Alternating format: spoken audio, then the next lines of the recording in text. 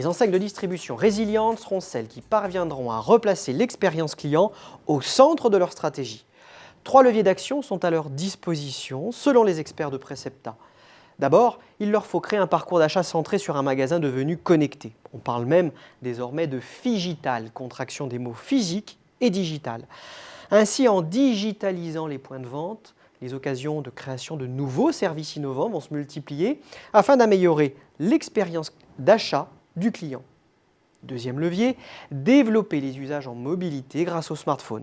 Des usages qui doivent dorénavant être intégrés aux stratégies omnicanales des distributeurs pour générer du trafic en magasin ou encore faciliter l'expérience d'achat en magasin. Troisième levier, créer de nouveaux marchés autour de l'ultra-personnalisation et de bouquets de services. C'est ce que fait par exemple Domios dans le sport, marque du groupe Decathlon, qui à la fois vend des équipements, propose des cours de fitness, tout en proposant conseils, formations et services de coaching personnalisés grâce à des vidéos. Pour améliorer la relation client, les distributeurs disposent déjà de 2 actifs essentiels. 2 actifs sous-exploités qui doivent alors mieux être valorisés. Il s'agit de la marque et de la donnée client. Les distributeurs ont aujourd'hui potentiellement accès à un volume phénoménal de données clients, individuelles et contextualisées, que l'on appelle le big data. Et grâce au big data, les distributeurs vont pouvoir optimiser leur modèle existant au niveau du marketing et de la logistique.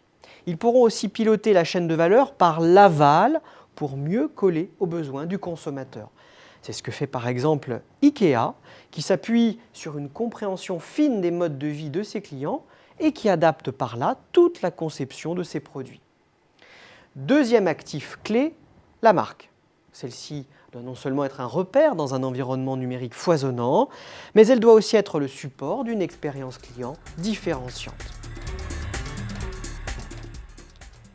Élaborer un modèle serviciel ou innover pour soutenir le déploiement de nouveaux usages implique que les distributeurs envisagent de nouvelles alliances, voire qu'ils intègrent ou développent de nouveaux écosystèmes d'affaires, avec toujours pour objectif l'amélioration de l'expérience client et la création de trafic pour les distributeurs traditionnels.